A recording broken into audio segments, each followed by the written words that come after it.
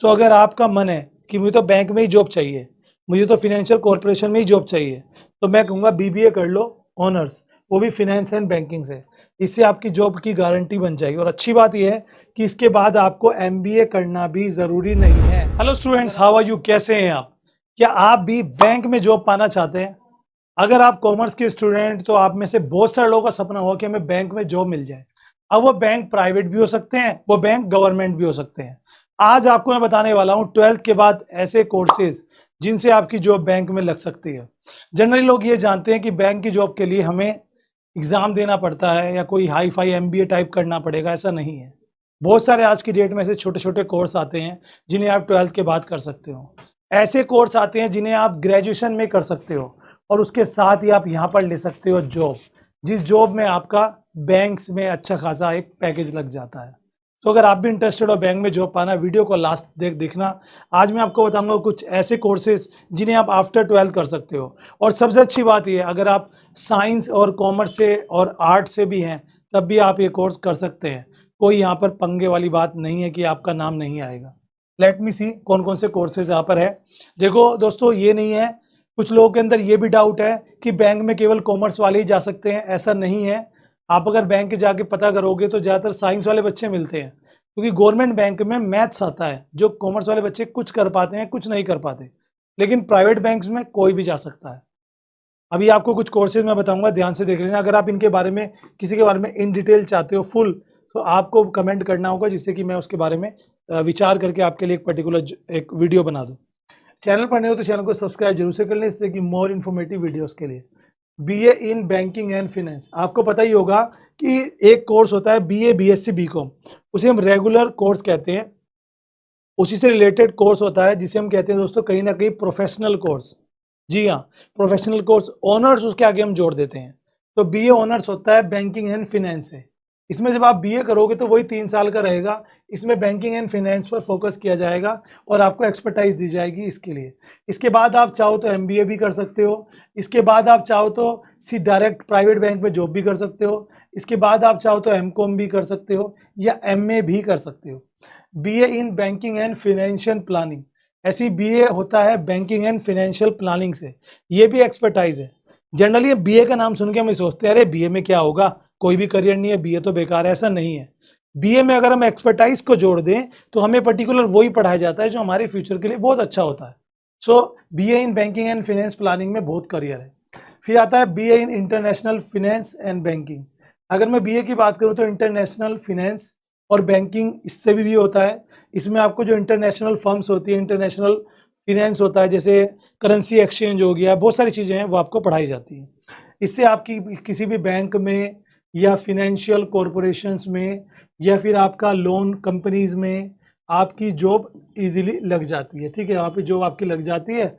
Next आता है BBA honours finance and banking में।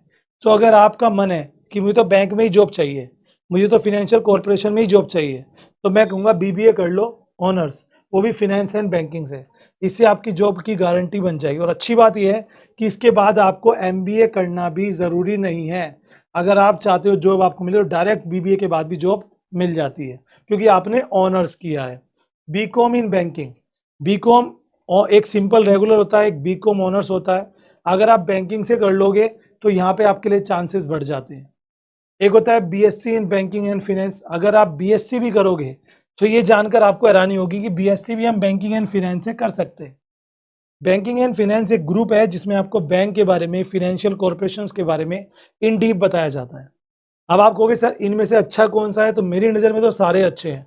आपको इनमें से जिस पर भी इंटरेस्ट हो गूगल पर जाकर उसकी डिटेल देख सकते हो या मुझे कमेंट कर सकते हो, मैं कंपैरिजन करके आपको बता दूंगा।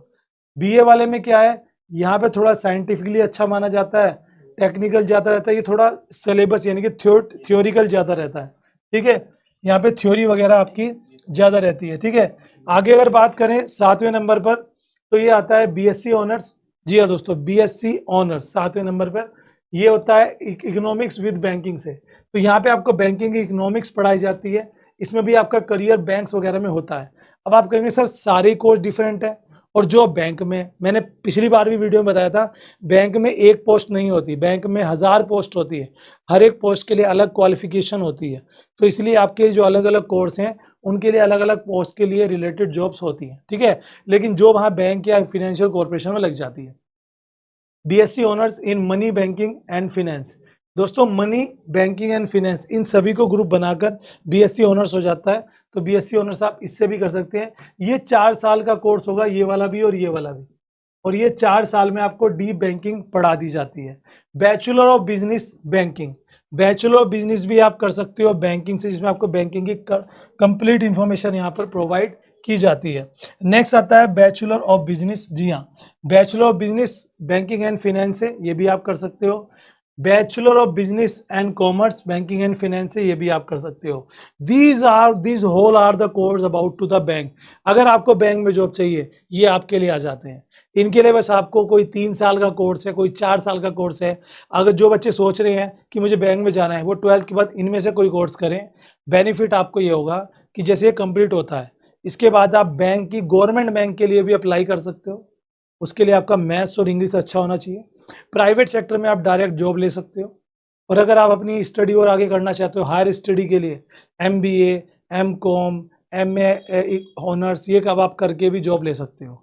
और या फिर आप कोई डिप्लोमा ले लो, जो मैंने बताया था प्रीवियस वीडियोस में, उससे भी आपका काम बन जाएगा। क्योंकि मैं हमेशा देखता हूँ कॉमर्स में 65% स्टूडेंट्स डिज़ायर रखते हैं बैंक में जॉब पाने का। इसलिए मैंने ये 2 वीडियोस आपके लिए बनाई, आफ्टर 12th और आफ्टर ग्रेजुएशन। अगर आपने ग्रेजुएशन वाली नहीं देखी तो मैं आई बटन पे लिंक दे दूंगा कि आफ्टर ग्रेजुएशन बैंकिंग के लिए कौन से कोर्स हैं शॉर्ट टर्म, वो आप कर सकते हैं, देख सकते हैं। वीडियो अच्छे लगे तो लाइक करना, चैनल को शेयर करना, वीडियो को शेयर करना। जय हिंद।